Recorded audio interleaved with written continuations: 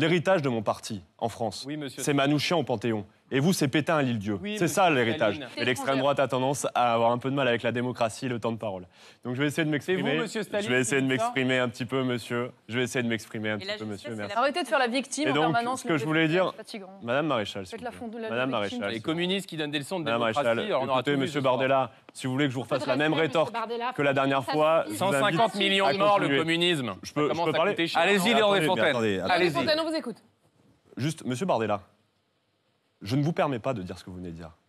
L'héritage de mon parti, en France, Oui, monsieur. c'est Manouchian au Panthéon. Et vous, c'est Pétain à l'île-dieu. Oui, nous assistons à une situation particulièrement troublante où certaines figures politiques, comme Jordan Bardella, parviennent à capter plus de 30% des intentions de vote. Ce phénomène mérite une réflexion approfondie. Bardella, souvent critiqué pour ses postures extrêmes et ses déclarations provocatrices, se retrouve dans une position de force. Par exemple, lorsqu'il vocifère à propos des 150 millions de morts du communisme, ses propos, bien qu'exagérés et décontextualisés, trouveront un écho chez une partie de l'électorat. Cela soulève une question cruciale: comment une telle rhétorique, aussi simpliste et réductrice soit-elle, peut-elle séduire autant d'électeurs? La réponse réside en partie dans la capacité de Bardella et de ses alliés à manipuler l'histoire et les peurs contemporaines pour servir leurs fins politiques. En effet, il est ironique de voir Bardella critiquer le communisme en tant que véhémence en sachant que lui-même incarne un extrémisme. De plus, les débats politiques actuels tels que celui que nous avons assisté récemment avec Marion Maréchal révèlent une autre dimension problématique. L'incapacité de ces jeunes figures politiques à articuler des arguments solides sans recourir à des interruptions incessantes témoigne d'un manque de profondeur et de maturité dans le discours public. Ils semblent davantage préoccupés par la rhétorique et les attaques ad hominem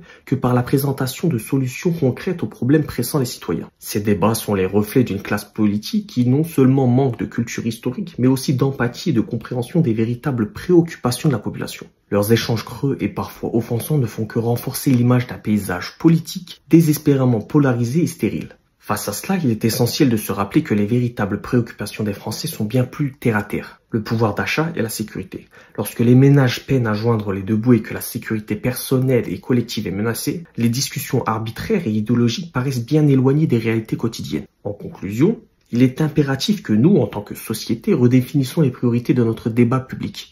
Nous devons exiger les responsables politiques qu'ils se concentrent sur des véritables enjeux qui touchent la vie des citoyens et qu'ils le fassent dans un sens accru de la responsabilité et de la décence. Ce n'est qu'ainsi que nous pourrons espérer voir émerger un paysage politique plus sain et plus constructif. Bref, dites-moi ce que vous en pensez en commentaire, bien sûr toujours dans le respect.